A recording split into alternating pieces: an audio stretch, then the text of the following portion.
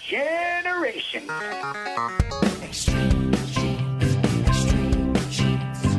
Dates in the Bible don't quite match the marriage certificate.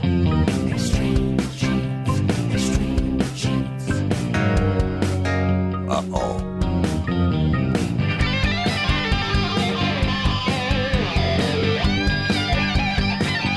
Hey, and welcome to America's Family History Show. It's Extreme Genes and ExtremeGenes.com. I am Fisher, your radio root sleuth, on the program where we shake your family tree and watch the nuts fall out. We are here to inspire you, to educate you, to tell you how you can go about finding your family history. And we have expert guests and a lot of people, by the way, this week who have done some amazing service in the way of genealogy and research. And we're going to talk to a woman from Des Moines today who has been responsible for getting graves marked for babies that died over 100 years ago. You're going to want to hear her full story about how that came about. And then later in the show, a Connecticut woman we talked about last week briefly, who's got a strange hobby, tracing down the identities of missing persons. And recently she had a breakthrough that helped authorities in California. You're going to want to hear her story coming up as well. Hey, don't forget to sign up for our weekly Genie newsletter. Great blogs there, links to stories that you're going to enjoy as a genealogist, and of course, past and present podcasts as well. Sign up at extremegenes.com or on our Facebook page.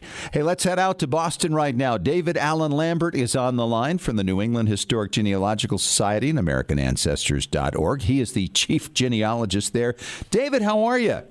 I'm doing good. I'm actually in London, Ontario, Canada, as we speak. Yeah, at the Ontario Genealogical Society conference. I'm a keynote out here and having a great time on the other side of the border. You were traveling too, aren't you? Yeah, I was at the Northwest Missouri Genealogical Society annual conference. I gave 4 lectures there at the edge of the Missouri River in St. Joseph, Missouri. And in fact, the building we were in couldn't even be accessed a couple of days before that because there's just so much flooding going on in that area. And it was just great to be with Deanne and Kelly and all the people there. And I very much enjoyed their hospitality. It was a great time. By the way, St. Joseph, Missouri, this was the founding site of the Pony Express, and they've also got the house that Jesse James was killed in there. I know, he was hanging a portrait on the wall or something. Yeah, something like that. Yes. Well, let's get on with our family histoire news, my friend. What do we have? Well, besides traveling to Canada, I was actually in New York. In fact, this Boston Red Sox fan set foot in Yankee Stadium because of the Babe Ruth auction. My dad's big idol growing up. I got to actually see firsthand the jersey that sold for a record-breaking $5.64 million. Oh, my gosh. I got to swing the bat that's probably going to go for $1.5 million. They didn't realize that. Got to hold Babe Ruth cleats and even put my hand in Mickey Mantle's glove that sold for $100,000. Oh, wow. The thing was, this was from Babe's family. His grandkids have been auctioning this off. And I love the comment from one of the granddaughters saying, hey, we don't have to worry about being robbed in the middle of the night because of all of our memorabilia. So, some family history being sold off there. And I don't think there's anybody out there, any family, that could sell their stuff for more than that. No, that's true. I don't think any of my sports jerseys are ever going to fetch that type of money, or anything. Well, what if it has Lambert across the back? Maybe that would up the price. I have one from my heritage. I got to hold on to it now. Well, we talked about GEDmatch last week in regards to the opting in for law enforcement.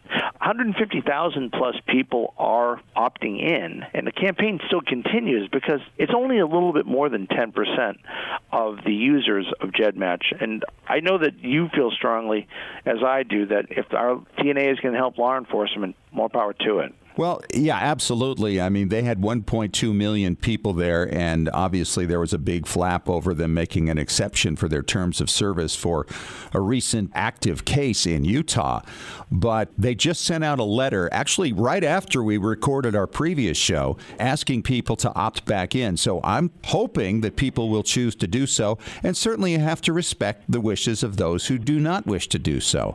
But from 1.2 million now down to 0 and then back up to 150,000, we got to keep going if you want to use your DNA in helping law enforcement as they try to break cold cases and a whole lot more. That's right. In fact, speaking of things of long ago, like cold cases, let's go even further back to World War I.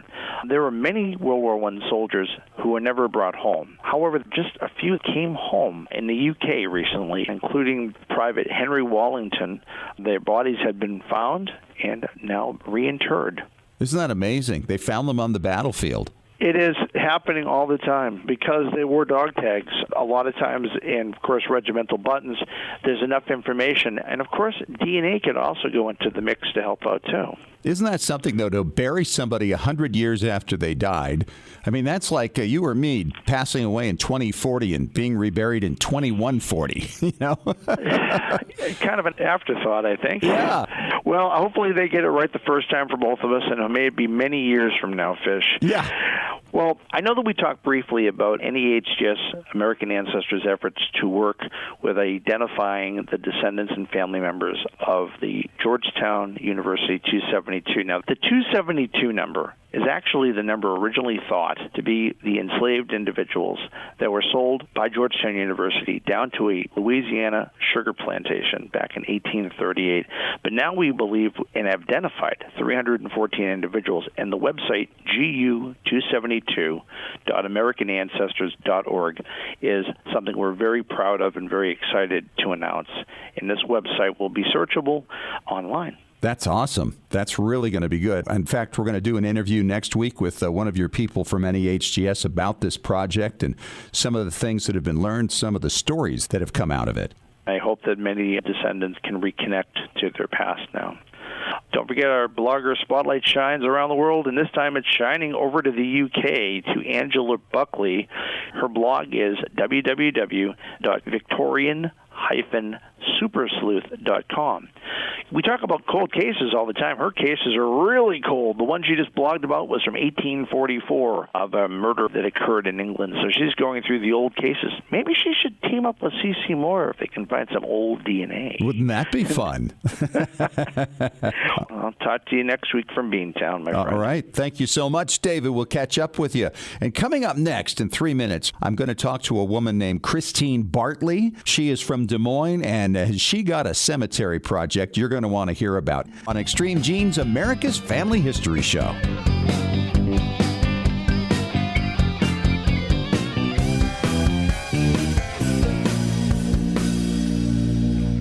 Legacy Tree Genealogists is a proud sponsor of Extreme Genes. Based in Salt Lake City, Utah, near the world's largest family history library, we've worked with genealogists all over the globe since 2004 to track down records, find your ancestors, and the stories that bring your legacy to life. We also analyze DNA test results, help you join lineage societies, and find missing cousins. Legacy Tree is the recommended research partner of MyHeritage.com and is the world's highest client-rated genealogy firm. Call us toll-free at 1-800-818-1476 or register online to get a free estimate. Right now, you can save up to $100 on professional genealogy research. But hurry, this offer expires at the end of the month. Even experienced researchers can benefit from our proven and experienced staff of specialists who can bring new approaches to old problems. Learn from our free genealogy tips on our blog at legacytree.com/blog. Legacy Tree Genealogists. We do the research. You enjoy the discoveries.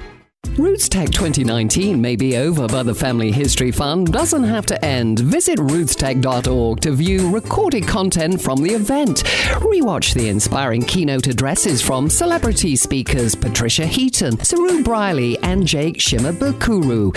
A number of classes are also available to view for free from popular genealogists such as Miko Cleland, Diane Southard, and Valerie Elkins. Want access to even more content from Roots Tech? Purchase the virtual pass and get access to 18 recorded conference sessions. Watch playbacks from any device from the comfort of your own home.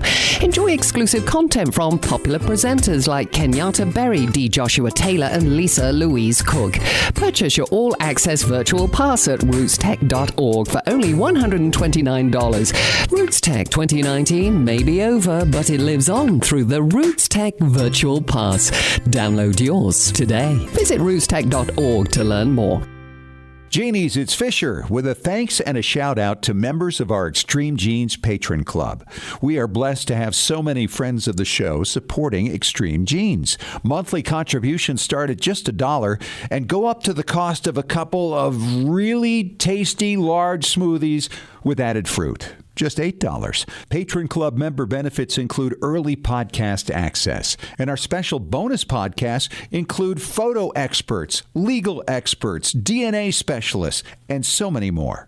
You can even get expert advice on specific questions you're struggling with in your family history research. So go to patreon.com/extremegenes and get signed up. That's patreon.com/extremegenes. Now, I know those smoothies would taste great, but they're not nearly as satisfying as discovering your family. The choice is yours. So get signed up right now. We look forward to helping you out. And thanks for supporting Extreme Genes.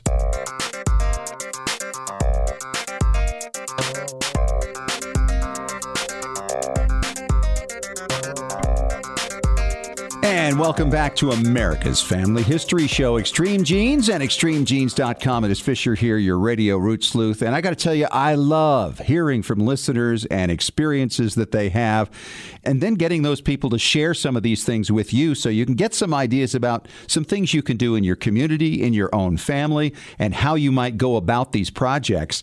And I've got Kristine Bartley on the line with me right now. She's from Des Moines, Iowa. And Kristine, welcome to the show. I sure appreciate you reaching out to me.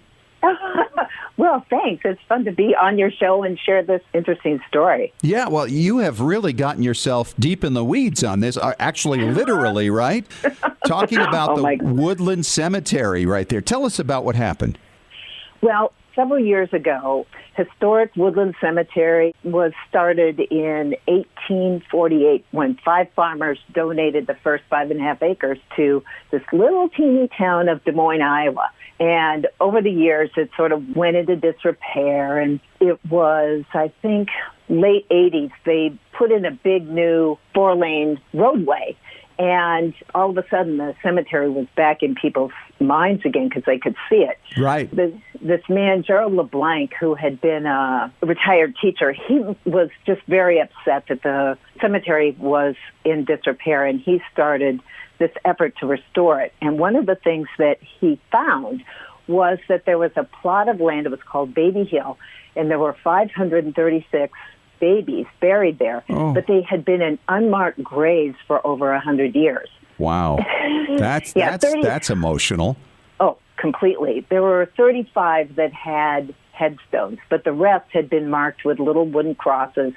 But over the years of cemetery neglect, the wooden crosses disintegrated. Anyway, He started this effort to raise money to put headstones on the unmarked baby graves. Well, his health failed, and he reached out to our DAR chapter, and we took on his project, and we raised enough money to place, I don't know, maybe about 146 headstones. When you have these endless fundraisers, people lose interest, so we ended it on a Mother's Day. But I personally could not let it go. My grandmother used to take me to this cemetery to put flowers on. And how'd you like that? How'd you like that when you were a kid? Oh, I was like 8 years old, 10 years old. It's like, oh, please, not again. Yeah. Anyway, so... And now it's yours. Yeah, okay. So now I got this whole cemetery, and I've got all these baby graves. Anyway, I couldn't let go of the fact that there were still like over 300 graves unmarked. And so I started my own little effort. And this one afternoon, I was pulling weeds, and Meals on Wheels pulled up for the elderly lady that lived across the street. And the lieutenant governor got out of the car. And I thought, I look like I'm horrible. I'm covered in dirt. My hair is everywhere. Anyway, I approached her and I said, I understand that Governor Branstad has a history fund, and I'm wondering, and I explained about the baby graves, if this would fit the profile of his fund. And she said, here's my card, contact me and I'll hook you up. Well, she did.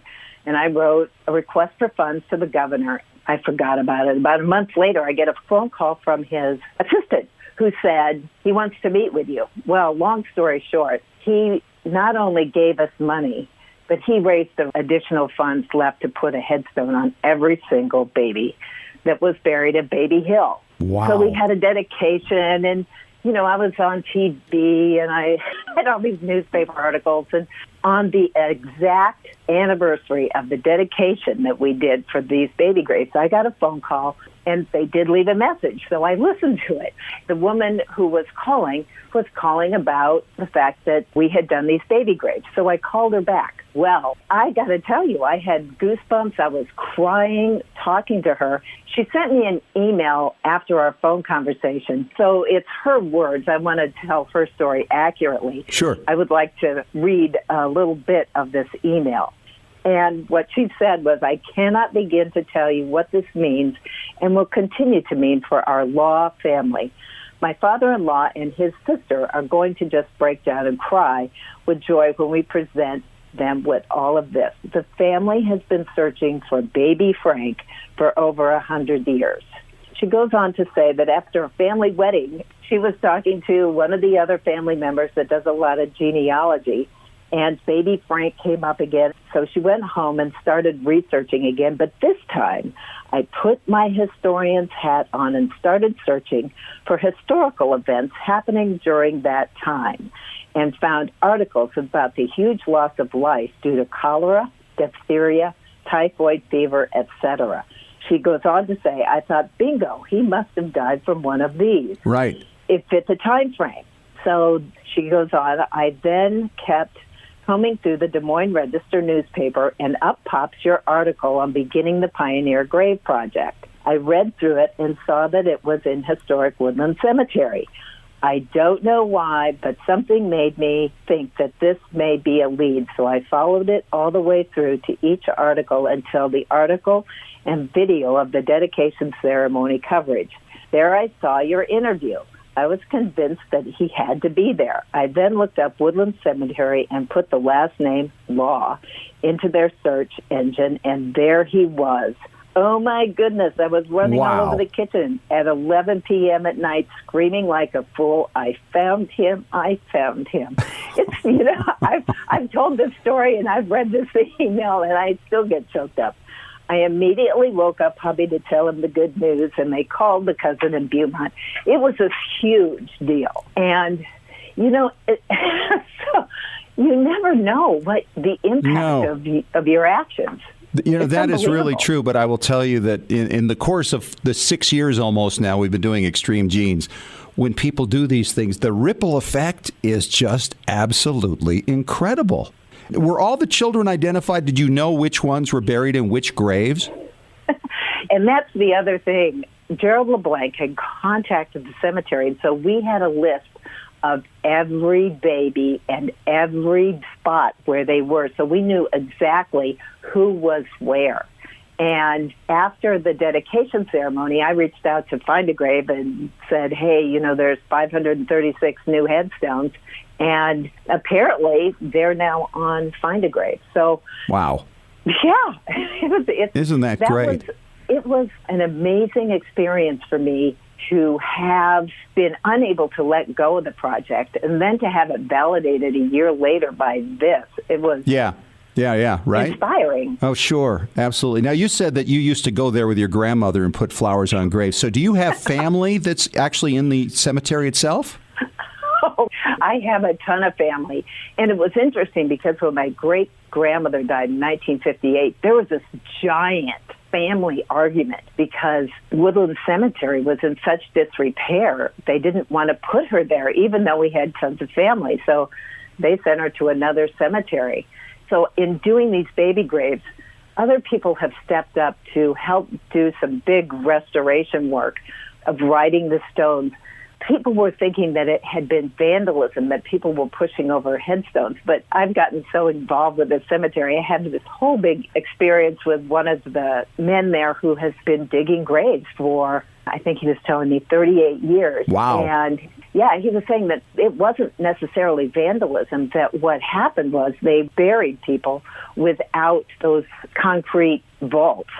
And they just put the wooden caskets in the ground, and everything would disintegrate, and then earth would cave in, and the stones would tip over. Well, some of what's been happening in the cemetery since all this stuff has been going on, they've been finding headstones that had been buried. Wow. Like with like 5 and 6 inches of earth on top of them. So they weren't stolen. They weren't vandalized. They just tipped over, and then the earth and the trees swallowed them up. Leaves falling, swallowed it up. It's been fascinating, and I have a film background, and the city asked me if I would go and film some of the restoration work, so I was there. And I was standing at my great-great-grandfather's grave, and I was noticing there was this big cement curb around it. I went back to the city and I said, what's the story there? Well, they looked it up, and in 1876, he purchased 8 plots. 8 plots? eight plots for $37. What a deal. What a deal. The person at the cemetery said to me, you know, there's only 4 people buried there. You know, oh, no. You want them? They're yours. They're paid for. I spend a fair amount of time at this cemetery, and we're in the process of trying to raise enough money to buy Wreath Across America wreaths for the veterans that are buried there. There's about 750 of them. Some of them from the War of 1812. There's Civil War soldiers there. There's one guy, Preston Jackson. He was born a slave, escaped, and fought for the Union Army, and he's buried with all the other Civil War soldiers. So my grandmother, I can see her smiling, and she is laughing. Yeah, she's howling at you. I mean, look at that history, and then all of a sudden now you are the cemetery. They'll have to rename it after you. It'll have to be Kristine Bartley Cemetery. Who's Woodland, for Pete's sake, right? Exactly. Yeah. Well, she truly would drag me there, and I was patient, sort of. I was a kid. It was like rolling my eyes. I know she's having a good laugh. Well, she is Kristine Bartley. She's from Des Moines, Iowa, and she's a cemetery angel, if there ever was one. Taking over Woodland Cemetery and making a difference. Thanks so much for sharing your story and reaching out, Kristine. It was fascinating. Oh, well, thanks for having me. And coming up next, we're going to talk to another woman who is devoting her time to helping a great cause. A cold case, missing persons. Who were these people? Rebekah Heath from Connecticut has her story coming up next on Extreme Genes, America's Family History Show.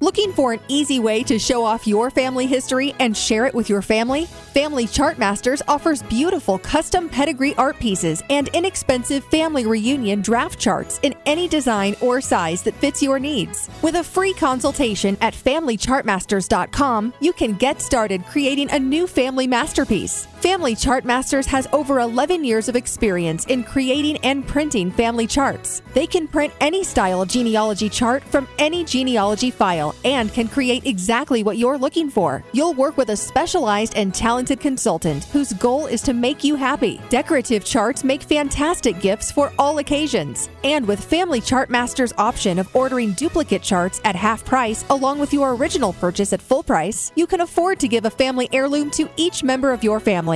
Contact Family Chartmasters today at FamilyChartmasters.com for your free consultation. Family Chartmasters will give the greatest care to your family history. Scientific studies have proven that youth who know even a little bit about their family history perform better academically and have a greater sense of personal confidence and stability. Genealogy is its own incredible superpower that arms our children with super strength. But how do you get your child or grandchild interested in studying their family history? That kind of stuff is just for grandmas, right? Not anymore. ZapTheGrandmaGap.com leaps the generation gap in a single bound. Author Janet Havorka provides you with useful and timely advice on helping the young people in your life become engaged in their own family history. Janet has an entire collection of books to inspire the young and the young at heart in fun, interactive ways. She also offers creative tips and advice on her blog and in her free weekly newsletter. Stop by ZapTheGrandmaGap.com today to sign up for Janet's free email newsletter with 52 weeks of easy tips, free downloads, and order your set of resource books and workbooks.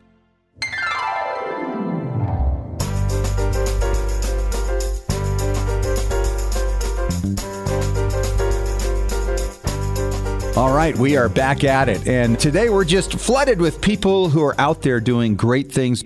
And one of them is Rebekah Heath. She is from Simsbury, Connecticut. And Rebekah, welcome to Extreme Genes. Nice to have you. Thank you. I was so intrigued when I read your story just a week or two ago that you got involved in a missing persons case. And I guess this is your passion. What got you started in missing persons cases and seeing what you can do to help?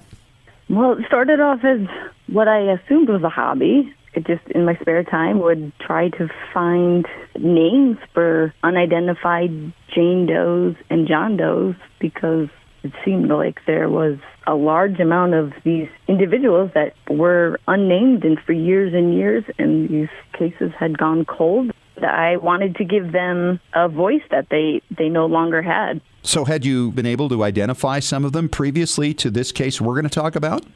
Oh, no. This was the first time. I would generally just reach out to missing persons requests that I would see on message boards and track down people looking for missing loved ones. And if they happened to fit into this timeline, I would collect them. So let's talk about the case because it's very tragic. And I guess this dates back to right around when you were born. It does. The first barrel was found November 10th of 1985, and I was born on the 13th. This barrel contained human remains, and it was up in New Hampshire. So this is a true crime story, and you learned about this when? I would say about 10 years ago, I came across the article in the newspaper, and it stuck out to me not only because of the date of when it was found, but that still no one had known who these victims were. Right. Now, you mentioned the first barrel, so there were two others? There was one other. It was found in 2000. So how many victims in all were in these barrels? So there were 4. The first barrel contained the adult female and the oldest child, and the second barrel contained 2 young children, which were both girls. And so over time, police were finally able to figure out that it was a man named Terry Rasmussen. Was it an admission of guilt, or was it they actually tracked him down? How did they figure out who did it? Unfortunately, he never paid the price for this crime. He was in prison for a completely unrelated case.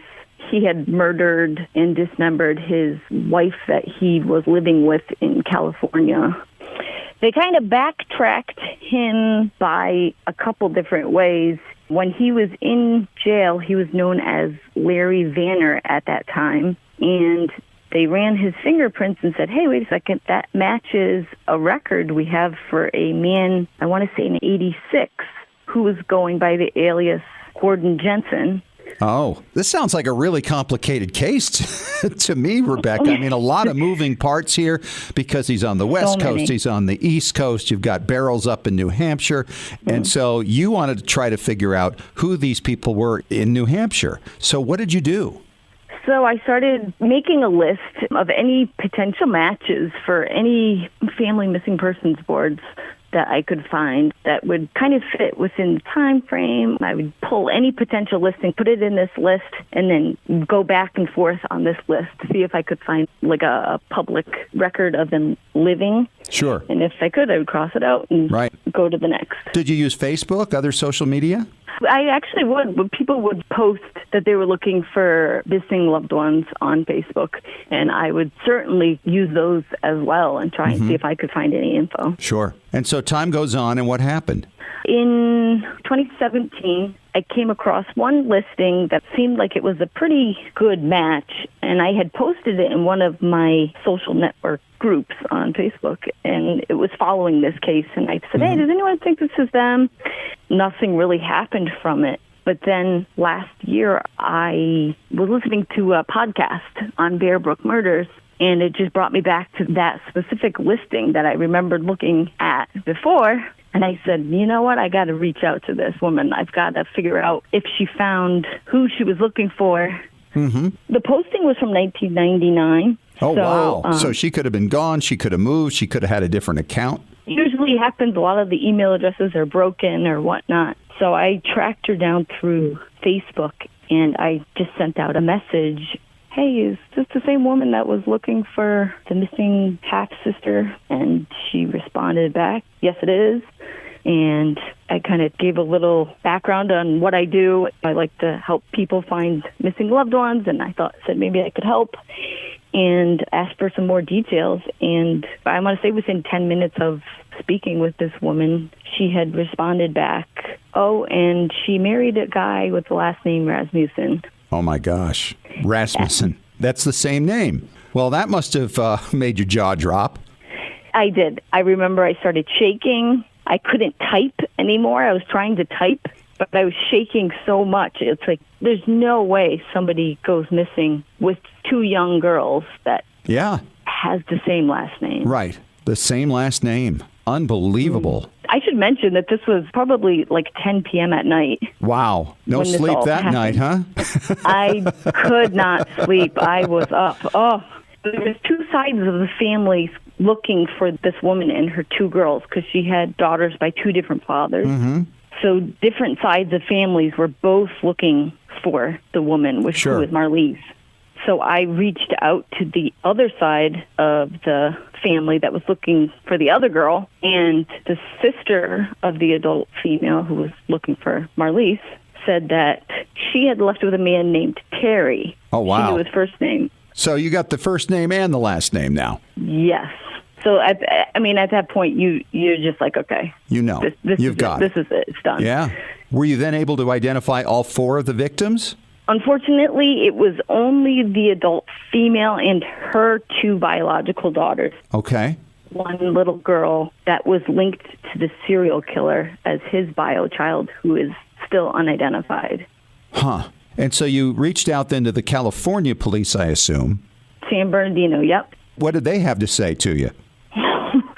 Well, I tried explaining my story, and I didn't realize how unusual it was for people to just search these message boards and reach out to people, but I was questioned. So this is a hobby?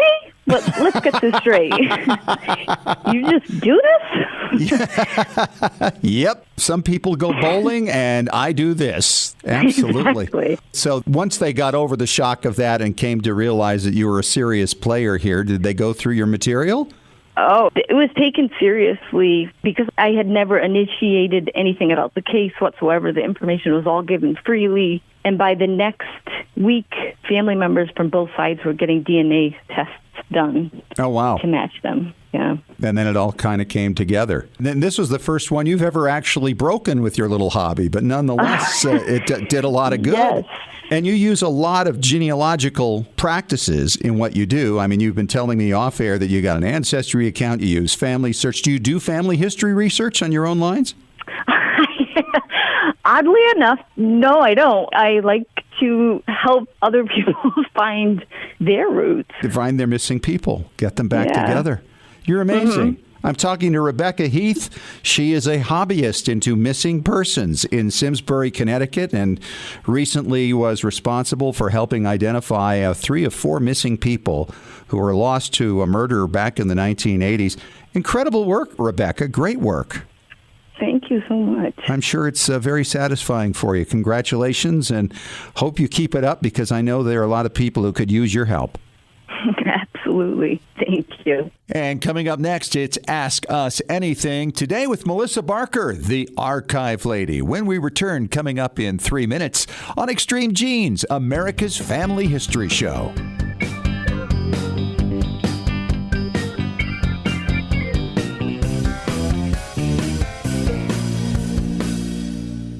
Roots Tech 2019 may be over, but the Family History Fun doesn't have to end. Visit rootstech.org to view recorded content from the event. Rewatch the inspiring keynote addresses from celebrity speakers Patricia Heaton, Saru Briley, and Jake Shimabukuro. A number of classes are also available to view for free from popular genealogists such as Miko Cleland, Diane Southard, and Valerie Elkins.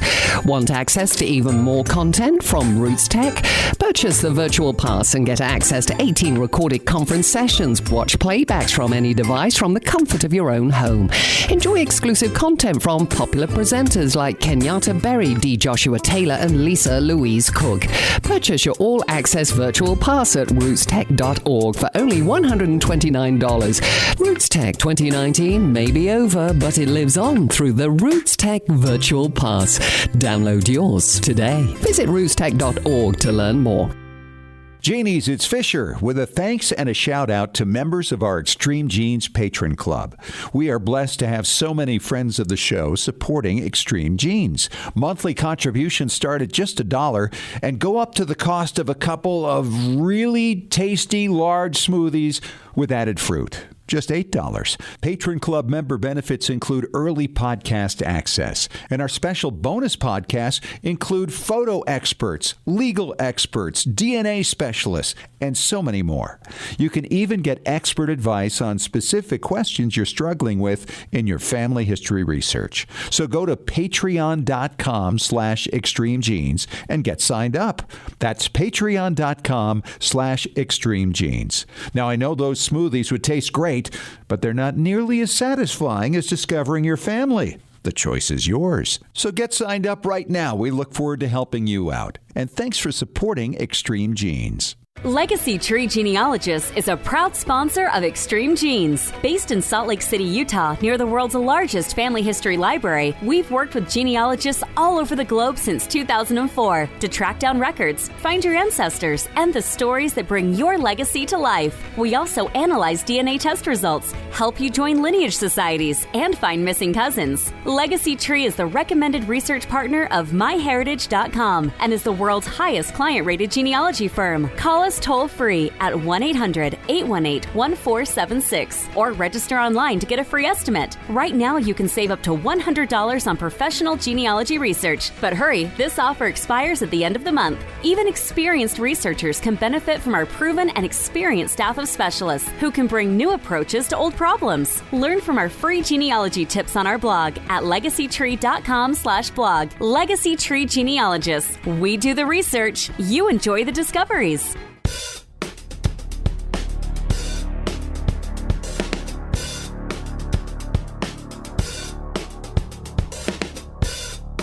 And it is time for our Ask Us Anything segment this week on Extreme Genes, America's family history show, and extremegenes.com. Fisher here, your radio root sleuth, and always excited to have my good friend Melissa Barker on the line. She is the archive lady. And great to have you back, Melissa. Hey, great to be back, Scott. Glad to be on the show. I know you've been out visiting national archives, and we got to talk about that sometime soon because you had some great experiences there. But we have some questions to answer. So let's start with this one from Nancy. She says, hey, if I go to a local archive, what kind of records should I expect to see? You should expect to see some fantastic records, first of all. But normally that in archives, you're going to find records that most of the time are not online. They're not microfilmed. They've been donated by others and others doing research. So you can find records about your ancestor in vertical files. Those are a hodgepodge of records that can include family group sheets, obituary clippings, things like that. Or you might find records in a manuscript collection. You can sometimes find things there that people have contributed that just somehow landed in their lap, like off of eBay or something. And typically they're kind of obscure, at least in my experience. They are, and I have people that walk into my archives all the time with things in their hands, and they say, do you want these? And it's and it's unique things that we don't have. And so, yes, I want those. And so we have them here so when researchers come, they can find them. Now, I know you mentioned, for instance, you have school records in your Houston County, Tennessee archive there, right? We absolutely do. And it depends on the area and if they were saved. But we've been very fortunate in that our local Board of Education saved a lot of the older records dating back to the late 1800s. Their school board minute books and their class register books. And it's just been a fantastic resource for us because it goes back to when those one-room schoolhouses existed in all those little communities.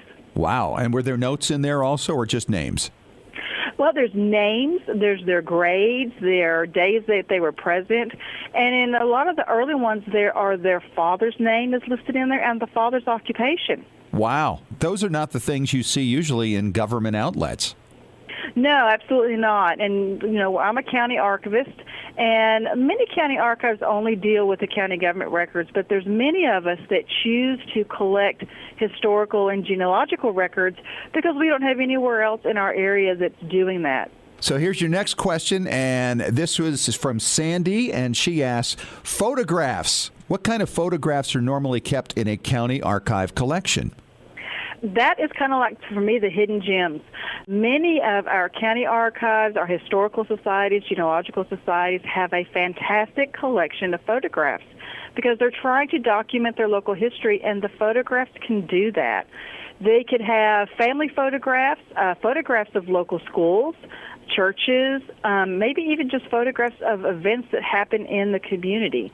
And so many times you're going to find a large collection of photographs that are not online, of course, but they're here in the archives. And also, don't forget to ask about unidentified photographs. We all have a collection of unidentified photographs. Yeah, that's really true, and this is a great place for them to go. And sometimes, for instance, I've been into an archive where I found a picture of my grandfather holding his little son because they got the collection of the photographer from way back in the day. And what a gem that was for me to find. And I'll tell you another thing that happens is that because of our many newspapers now have gone all digital, they have a storehouse of photographs that are sitting in filing cabinets, and many of those get donated to local archives. Oh, wow. Yes, and we received ours from our local newspaper, and it was about 10 boxes worth of just loose photographs that have been taken over many decades, and they've gone digital now, and so they don't use them anymore. All right, she's Melissa Barker. She's the archive lady. We're going to continue with our Ask Us Anything segment coming up when we return in 3 minutes on Extreme Genes.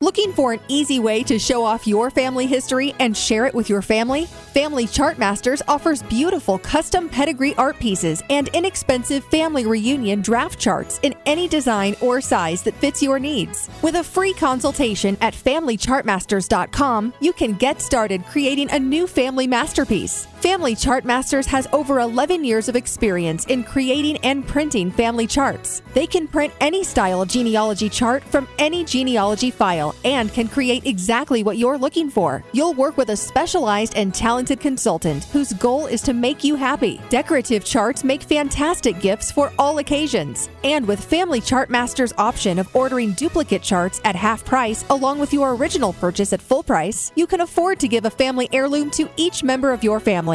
Contact Family Chartmasters today at FamilyChartmasters.com for your free consultation. Family Chartmasters will give the greatest care to your family history. When was the last time you heard your grandmother's voice or saw your family enjoying life back in the 1950s or 60s? If the reason is you haven't known what to do with your old recordings, videos, and films, here's your answer. The Multimedia Center in Salt Lake City. We brought in a video project to the Multimedia Center, and overnight they duplicated it to DVD so we could meet our deadline. The Multimedia Center, 2870 East, 3300 South, Salt Lake City. Open Monday through Friday, 10 to 6. Call 801-483-1717 or go to transferduplication.com. Genies, it's Fisher with exciting news. The Weekly Genie, the official newsletter of Extreme Genes, is here. It's your Monday morning briefing on what's happening in the world of genealogy and family history and on Extreme Genes. Get all the details of jaw-dropping stories of discovery and keep up with the latest techniques in family history research.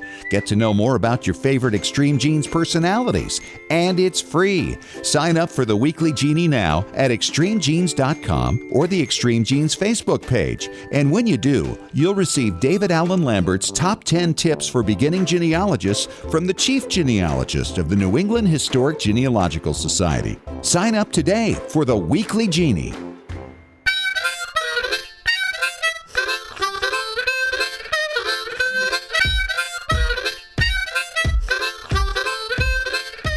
We are back for our final segment this week of Extreme Genes, America's Family History Show, and ExtremeGenes.com. It is Fisher here with Melissa Barker. She is the archive lady.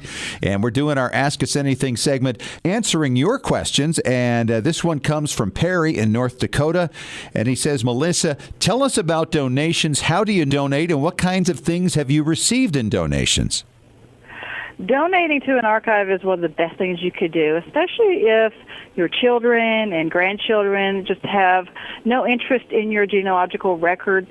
Please seek out an archive of some sort to see if they'll take them. It's important to make plans ahead of time. Call ahead. See if they even accept records donations. And if they do, find out what kinds of records they accept. I, in my archives, accept just about anything because I'm the only repository that's trying to save this kind of stuff. But I have had a tremendous amount of different things walk into my archives that people don't even know if we want, but we find out that we do. Well, you know, I went to an archive in Fairfield, Connecticut a few years ago and was blown away by a collection that somebody had donated on one of my ancestral families that dated from the 1600s through the mid-1800s. It had been collected over many generations, and one of the things that was in there was a sword that my ancestor had in the early 1700s. I couldn't believe it. And I got to hold this thing and get pictures with it and poke. No, I didn't poke anybody, but I had a good time with it. You know, it's amazing what people donate. I'm amazed every day. I had a couple of sisters walk in one day, and they had a couple of boxes with them, and they told me they were on their way to throw these away. When I went to look at it, it was their mother's life research, her mother's life genealogy research in those boxes, and they didn't want it. So we gladly took that information to think of the work that the woman put in for 50 years doing genealogy research, and her daughters didn't even want it. They were going to throw it away. And you know, Melissa, that is just a common thing, and it's every genealogist's nightmare that everybody looks at it, rolls their eyes, and go, well, what's this? This is just really boring. We're going to get rid of it. In fact, I had somebody fish a family Bible out of a trash can years ago that led to me connecting my third great-grandmother into her lines, and it goes way back in early New England. And without that Bible, I would have no way of having connected her to her parents. Absolutely. And, you know, one thing I've learned, too, is I need to pay attention to what people are giving me because not too long ago I had a gentleman walk in, and he had a shirt box that was probably from the 1950s, I guess. And he said this was just in an old storage building. And so I took it, and I set it aside for a couple of days, didn't look in it. Once I finally got back to look into it, they were original records dating from about 1804 to 1868. Oh, wow. So now when people bring me something, I open it immediately to see what's in it. Well, I want to know what were in those records. What were they of? They look to be the personal papers of a gentleman by the name of James Scarborough. And they were receipts and invoices, some financial records, but the oldest one dated back to 1804. This was a local gentleman, and he came in. He was very nonchalant about it. He didn't want me to talk too much to him about it. He said this was being stored in an old building, and he thought that you'd like to have them, and he left them. And so, like I said, that was it. That was it. The box he brought it in wasn't any kind of a special box. And once I looked in there, I thought, oh, I should have looked at this 2 days ago. Well, there's so many great things that come through, and you never know what's going to be in your local archive or the archive of your ancestors' areas. So it's a great reason to check into the archives. As always, Melissa, great job. Thanks so much for checking in with us from Houston County, Tennessee, for Ask Us Anything. Thanks, Scott. I appreciate it. And you know, we rotate all kinds of expert guests through these segments, so if you have any question about any topic relating to genealogy, just email us at askusanything@extremegenes.com. Well, that wraps up the show. Thanks so much for joining us. If you missed any of it, catch the podcast on iTunes, iHeartRadio, and extremegenes.com. Talk to you next week, and remember, as far as everyone knows, we're a nice, normal family.